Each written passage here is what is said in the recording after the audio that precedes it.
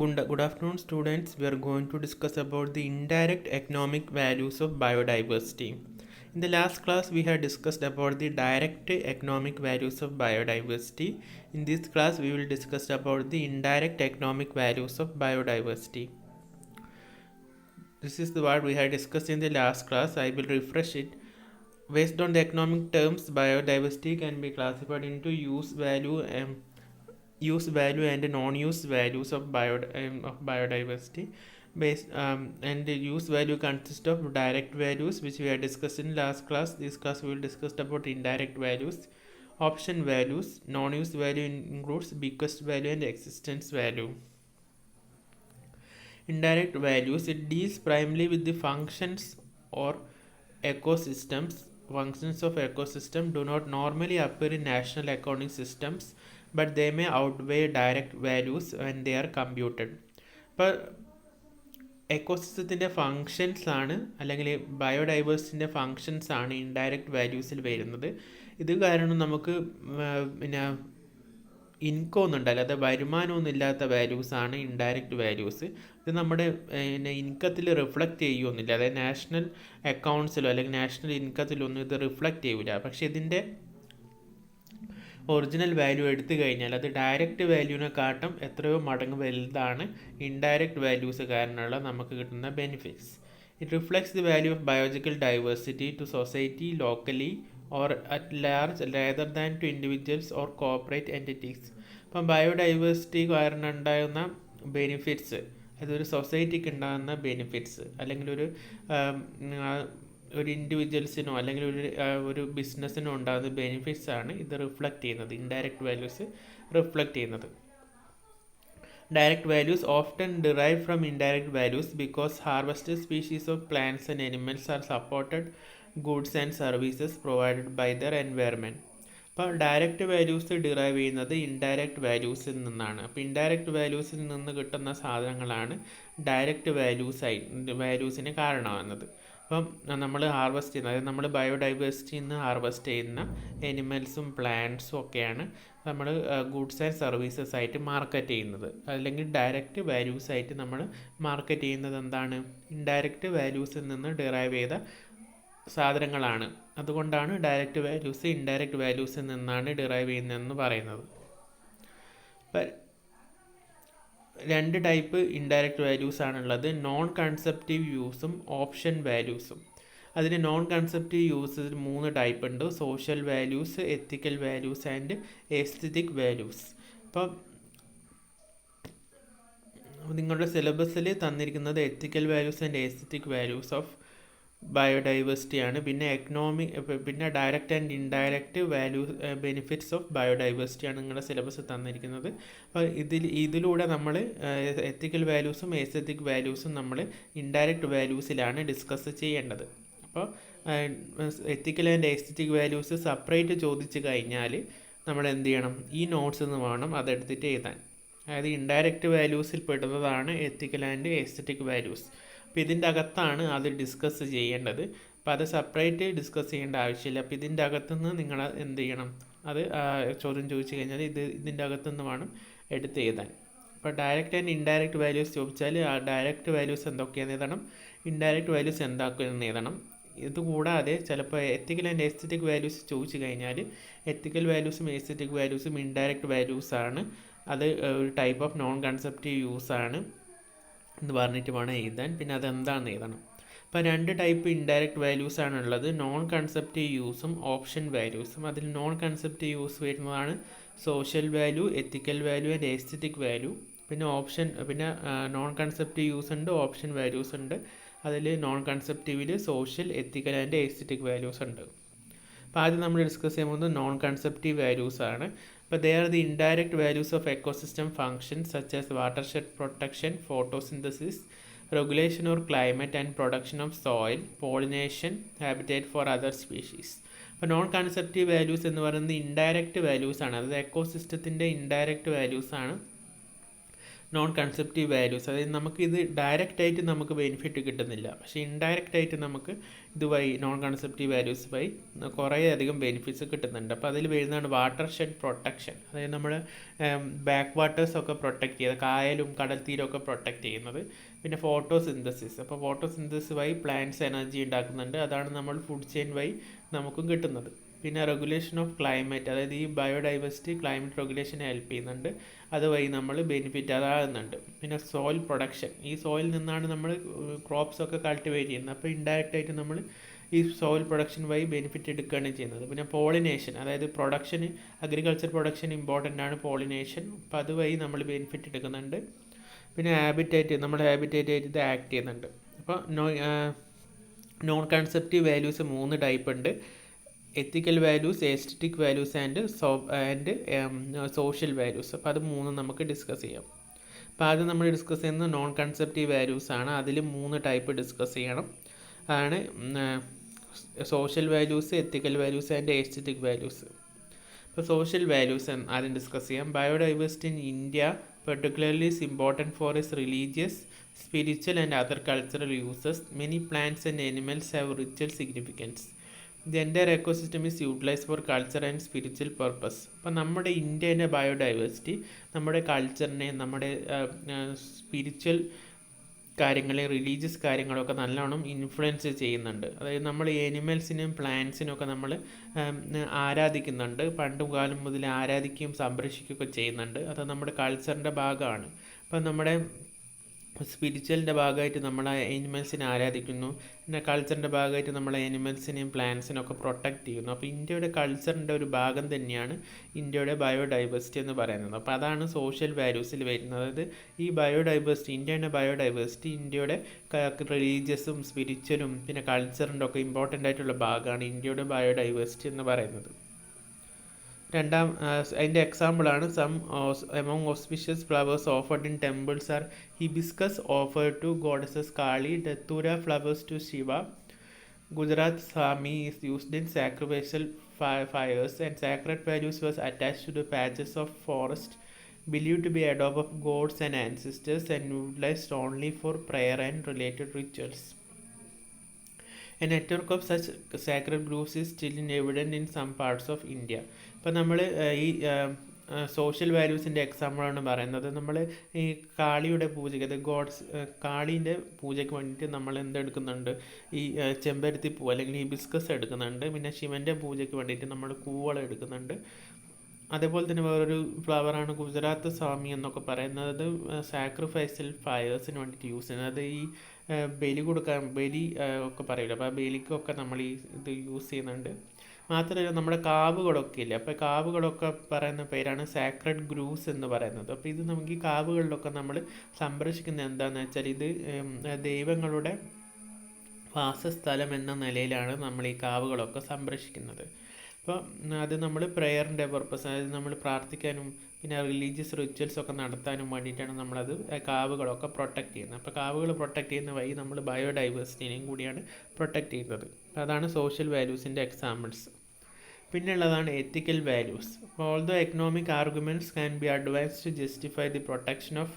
ഇപ്പോൾ ഇൻഡയറക്റ്റ് വാല്യൂസിൻ്റെ ഇൻഡയറക്റ്റ് വാല്യൂസിൽ വരുന്ന രണ്ടാമത്തെ വാല്യൂ ആണ് ethical value. Although economic arguments can be advanced to justify the protection of biological diversity, there are also strong ethical arguments for doing so. The protecting biological diversity can be justified on ethical grounds as well as on economic grounds. The ethical argument asserts that humans have a duty to protect species based on their intrinsic value unrelated to human needs. The people do not have rights to destroy species and should take action to prevent their extinction. അപ്പോൾ എത്തിക്കൽ values എന്ന് പറയുന്നത് എന്താണ്, നമുക്ക് economic values കാരണം മാത്രമല്ല, അല്ലെങ്കിൽ social values കാരണം മാത്രമല്ല നമ്മൾ ബയോഡൈവേഴ്സിറ്റിനെ പ്രൊട്ടക്റ്റ് ചെയ്യേണ്ടത്. അതായത് നമുക്ക് നമ്മുടെ നാച്ചറിനോടൊരു കടമയുണ്ട്. അതായത് ഈ ബയോഡൈവേഴ്സിറ്റി കൺസർവ് ചെയ്യേണ്ടത് നമ്മുടെ കടമയാണ്. അതായത് നമ്മുടെ വേറെ സ്പീഷീസിനെ പ്രൊട്ടക്റ്റ് ചെയ്യുന്നതൊക്കെ നമ്മുടെ കടമയുടെ ഭാഗമായിട്ട് വരും. പിന്നെ നമുക്ക് ഈ ഭൂമിയിലുള്ള സാധനങ്ങളൊന്നും നശിപ്പിക്കാനുള്ള അവകാശമില്ല. അതായത് we do not have rights to destroy species and make them extinct. അപ്പോൾ നമ്മൾ വേറെ സ്പീഷീസിനെ നശിപ്പിക്കാനുള്ള അവകാശമൊന്നും നമുക്കില്ല. The loss of one species have far-reaching consequence to biological community and human society. അതായത് ഒരു സ്പീഷീസ് എക്സ്റ്റെൻഡ് ആയി പോയാൽ അതുമായിട്ട് റിലേറ്റ് ചെയ്തിട്ടുള്ള വേറെ സ്പീഷീസിനൊക്കെ അത് എഫക്റ്റ് ചെയ്യും. മാത്രമല്ല അത് ഹ്യൂമൻ കമ്മ്യൂണിറ്റീനെയും കൂടി എഫക്റ്റ് ചെയ്യും. അപ്പോൾ ഇത് ഹോൾ ഫുഡ് ചെയിനാണ് എഫക്റ്റ് വരിക. അപ്പം ഹ്യൂമൻ കമ്മ്യൂണിറ്റീനെ അത് എഫക്റ്റ് ചെയ്യും. The people must learn to live within the ecological constraints of the planet. അതായത് നമ്മൾ വേറെ സ്പീഷീസിനെ ഒന്നും നശിപ്പിക്കാൻ പോവാതെ നമ്മുടെ ഹാബിറ്റേറ്റിൽ വേറെ ജീവികളൊന്നും നശിപ്പിക്കാതെ ജീവിക്കാൻ നമ്മൾ പഠിക്കണം. And must learn to minimize the environmental damage and take responsibility for their action. അതായത് നമ്മൾ കാരണം എൻവയറമെൻറ്റിൽ ഉണ്ടാകുന്ന ഡാമേജ് കുറയ്ക്കാൻ നമ്മൾ ശ്രദ്ധിക്കേണ്ടതാണ്. അത് മാത്രമല്ല എൻവയറമെൻറ്റൽ പ്രൊട്ടക്ഷന് വേണ്ടിയിട്ട് നമ്മൾ റെസ്പോൺസിബിലിറ്റി ഏറ്റെടുക്കേണ്ട കാലം കഴിഞ്ഞു. The people has also responsibility to future generation of humans to keep the earth in good condition. അതായത് നമുക്കൊരു റെസ്പോൺസിബിലിറ്റി ഉണ്ട്. അത് നമ്മുടെ വരുന്ന തലമുറയ്ക്ക് എന്ത് ചെയ്യണം, ഈ ഭൂമിയിലെ എല്ലാ റിസോഴ്സസും പ്രൊവൈഡ് ചെയ്യുക എന്നുള്ളൊരു റെസ്പോൺസിബിലിറ്റി നമുക്കുണ്ട്. അപ്പോൾ അത് നശിപ്പിക്കാതെ നോക്കേണ്ടത്, അല്ലെങ്കിൽ വരുന്ന തലമുറയ്ക്ക് അത് നശിപ്പിക്കാതെ കൈമാറേണ്ടത് നമ്മുടെ ഡ്യൂട്ടിയിൽ പെട്ടതാണ്. അപ്പോൾ ഇതൊക്കെയാണ് എസ്തെറ്റിക് വാല്യൂസ് അല്ലെ എത്തിക്കൽ വാല്യൂസിൽ വരുന്നത്. അപ്പോൾ എത്തിക്കൽ വാല്യൂസ് എന്ന് വരുന്നത് മെയിൻലി നമ്മുടെ കടമകളാണ്. അതായത് നമുക്ക് ഈ ബയോഡൈവേഴ്സിറ്റിനോടൊരു കടമയുണ്ട്. അതായത് വേറെ സ്പീഷീസിനെ പ്രൊട്ടക്റ്റ് ചെയ്യാനുള്ള ഒരു കടമ നമുക്കുണ്ട്. അതായത് വേറെ സ്പീഷീസിനൊന്നും നശിപ്പിക്കാതെ നമ്മൾ എന്ത് ചെയ്യണം, ഈ ബയോഡൈവേഴ്സിറ്റിനെ നമ്മൾ കൺസർവ് ചെയ്തിട്ട് നമ്മുടെ ഈ ബയോളജിക്കൽ റിച്ച്നെസ് നമ്മുടെ അടുത്ത ജനറേഷനിലേക്ക് പാസ് ചെയ്യണം. മാത്രമല്ല നമ്മൾ ഈ എൻവയറമെൻറ്റൽ ഡാമേജ് കോസ് ചെയ്യുന്നത് മിനിമൈസ് ചെയ്യണം. പിന്നെ നമ്മുടെ ഈ എൻവയറമെൻറ്റിനെ പ്രൊട്ടക്റ്റ് ചെയ്യാൻ വേണ്ടിയിട്ട് റെസ്പോൺസിബിലിറ്റീസ് ഏറ്റെടുക്കണം. അതാണ് എത്തിക്കൽ വാല്യൂസിൽ വരുന്നത്. അടുത്ത ഇൻഡയറക്റ്റ് വാല്യൂ ആണ് എസ്തെറ്റിക് വാല്യൂ. അപ്പോൾ regardless of our own material self interest we should treat nature respectfully. Enlightened self-interest arguing that preserving biodiversity and developing our knowledge of it will make us better and happier people. Nearly everyone enjoys wildlife and joy makes our life good lives, and the loss of biodiversity could very limit the creative energies of people in the future and thus restrict the development. Well, some examples are the beauty of wildflowers in Glacier National Park. Hiking, canoeing and mountain climbing are physically, intellectually and emotionally satisfying. People spend tens of billions of dollars annually in these pursuits. Proof enough of their value. അപ്പോൾ aesthetic values എന്ന് പറഞ്ഞാൽ എന്താണ്? അതായത് നമുക്ക് ഈ ബയോഡൈവേഴ്സിറ്റിയിൽ കിട്ടുന്ന നമ്മുടെ മനസ്സിന് കിട്ടുന്ന സന്തോഷം, പിന്നെ റിലാക്സേഷൻ, ഇതൊക്കെയാണ് എസ്തെറ്റിക് വാല്യൂസിൽ വരുന്നത്. അതായത് നമ്മൾ ഈ എസ്തെറ്റിക് വാല്യൂസിൽ മെയിൻലി വരുന്നത് എന്താണ്? Wild life. അതായത് നമ്മൾ ഫോറസ്റ്റിലൊക്കെ പോയാൽ നമ്മുടെ മനസ്സിൽ തോന്നുന്ന സന്തോഷം അല്ലെങ്കിൽ എൻജോയ്മെൻറ്റ്. പിന്നെ ഈ ബയോഡൈവേഴ്സിറ്റിയാണ് നമ്മുടെ ക്രിയേറ്റീവ് എനർജീസിന് കാരണം. അതായത് നമ്മുടെ കവിത, പിന്നെ നല്ല ചിത്രങ്ങൾ, പിന്നെ കഥ, ഇതിനൊക്കെ കാരണമായിട്ടുള്ളത് ഈ ബയോഡൈവേഴ്സിറ്റിയാണ്. ഇത് ഈ പ്ലാന്റ്സും എനിമൽസും ഒക്കെയാണ് ഇതിനൊക്കെ ഇൻസ്പിറേഷനായിട്ട് വരുന്നത്. അപ്പോൾ അതൊക്കെ നശിപ്പിച്ച് കഴിഞ്ഞാൽ എന്ത് സംഭവിക്കുന്നത് വെച്ചാൽ നമ്മുടെ ക്രിയേറ്റീവ് എനർജിയും അതോടെ നശിക്കും. പിന്നെ ഇതിൻ്റെ എക്സാമ്പിളാണ് ഗ്ലേസിയർ നാഷണൽ പാർക്കിലെ വൈൽഡ് ഫ്ലവേഴ്സ്. അതായത് ഫ്ലവേഴ്സ്, നമ്മുടെ വൈൽഡ് ഫ്ലവേഴ്സൊക്കെ നമുക്ക് ഒരു ഫ്ലവർ വിരിയുന്ന കാണുമ്പോൾ നമുക്കുണ്ടാകുന്ന സന്തോഷം, അപ്പോൾ അതൊക്കെ എന്തിൽ വരുന്നതാണ്? എസ്തെറ്റിക് വാല്യൂസിൽ വരുന്നതാണ്. പിന്നെ നമ്മൾ മൗണ്ടനിങ് ഒക്കെ പോകില്ല, നമ്മൾ ഹൈക്കിങ്ങിനും കനോയിങ്ങിനും മൗണ്ടൻ ക്ലൈമ്പിനൊക്കെ പോകുമ്പോൾ നമ്മുടെ മനസ്സ് നല്ലോണം റിലാക്സ് ആവും, നല്ലൊരു സന്തോഷം കിട്ടും, പിന്നെ ഇമോഷണലി ഒരു സാറ്റിസ്ഫാക്ഷൻ കിട്ടും. അപ്പോൾ ഇതിൻ്റെ ഒക്കെ തെളിവാണ് പീപ്പിൾസ് ടൂറിസം ഇൻഡസ്ട്രിയിലൊക്കെ സ്പെൻഡ് ചെയ്യുന്ന thousands of billions of dollars. ഇതിൻ്റെ ഒക്കെ തെളിവാണ്. അപ്പോൾ നമ്മൾ ഡിസ്കസ് ചെയ്തത് ബയോഡൈവേഴ്സിറ്റിൻ്റെ ഇൻഡയറക്റ്റ് വാല്യൂസാണ്. ഇൻഡയറക്റ്റ് വാല്യൂസിൽ നമ്മൾ രണ്ടായിട്ട് ഡിവൈഡ് ചെയ്തിട്ടുണ്ട്, നോൺ കൺസെപ്റ്റീവ് യൂസും ഓപ്ഷണൽ വാല്യൂസിലും. അതിൽ നോൺ കൺസെപ്റ്റീവ് യൂസ് നമ്മൾ ഡിസ്കസ് ചെയ്ത് കഴിഞ്ഞു. അതിൽ വരുന്നതാണ് social values, ethical values and aesthetic values. ഇത് മൂന്നാണ് നമ്മളിപ്പോൾ ഡിസ്കസ് ചെയ്ത് കഴിഞ്ഞത്. അതായത് നോൺ കൺസെപ്റ്റീവ് യൂസ് നമ്മൾ ഇൻഡയറക്റ്റ് വാല്യൂസിലെ നോൺ കൺസെപ്റ്റീവ് യൂസ് നമ്മൾ ഡിസ്കസ് ചെയ്ത് കഴിഞ്ഞു. അടുത്ത് ഡിസ്കസ് ചെയ്യാനുള്ളത് ഓപ്ഷൻ വാല്യൂസ് ആണ്. അത് ഇൻഡയറക്റ്റ് യൂസിലുള്ള ഓപ്ഷൻ വാല്യൂസ്. അപ്പോൾ the intangible values of biodiversity are known as option values, that is keeping options for the future and simply knowing that certain species exist. A species potential to provide an economic benefit to human society at some point in the future is its option value. As the needs of the society change, so must the needs of satisfying those needs. The option value of species could be only recently utilized by human beings. Some examples is the health agencies and pharmaceutical companies are making a major effort to correct and screen species for compounds that have the ability to fight cancer, and in some cases well-known species have been found to have exactly those properties needed to deal with a significant human problem.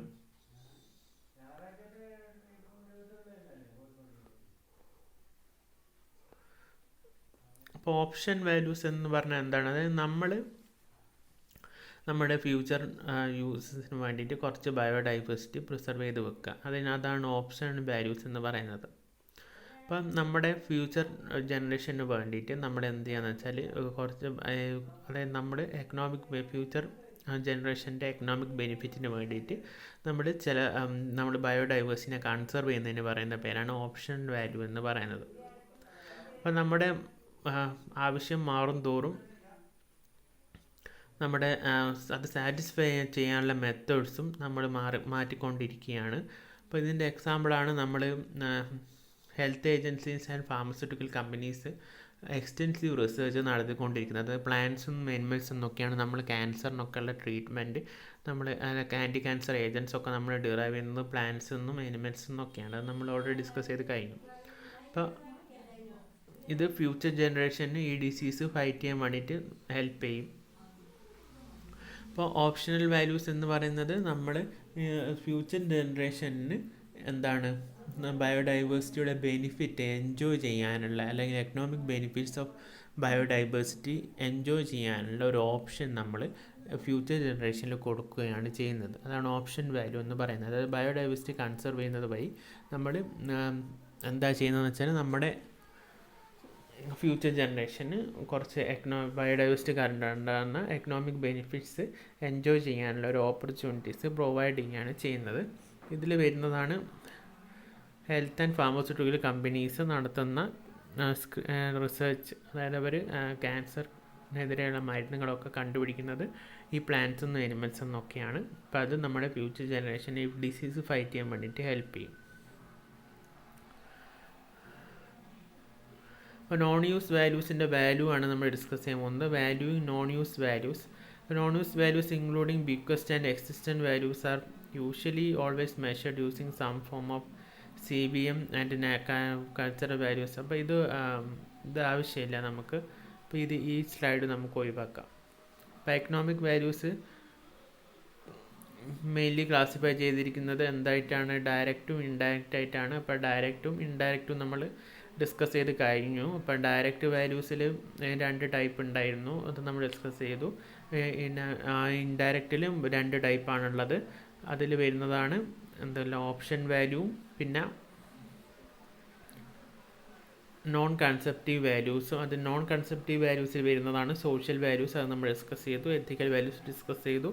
Aesthetic വാല്യൂസും discuss ചെയ്തു. അതിന് option വാല്യൂസും നമ്മൾ discuss ചെയ്ത് കഴിഞ്ഞു. അപ്പോൾ last 2 slide നമുക്ക് ഒഴിവാക്കാം.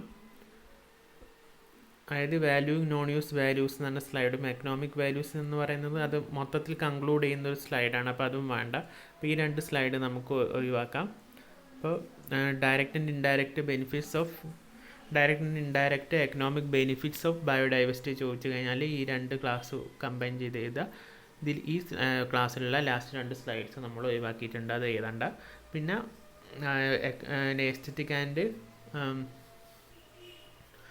Aesthetic and social values എന്ന് പറഞ്ഞാൽ aesthetic and ethical values of biodiversity എന്ന് ചോദിച്ചു കഴിഞ്ഞാൽ ഇതിൽ തന്ന പോയിൻറ്റ്സ് ആണ് എഴുതേണ്ടത്.